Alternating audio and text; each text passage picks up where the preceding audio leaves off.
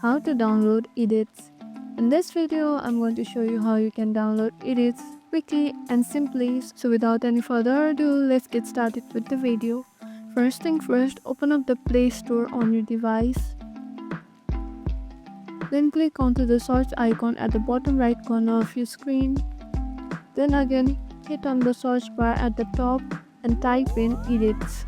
There you'll see edits, an Instagram app.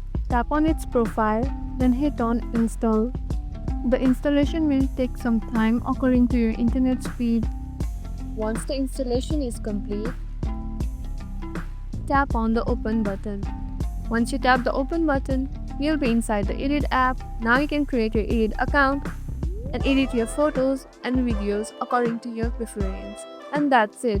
That's how you can download edits in your Android device. If you found this video helpful, don't forget to hit on that like and subscribe button, and also hit on that notification bell icon so that you won't miss any of our upcoming videos. And that's all for today.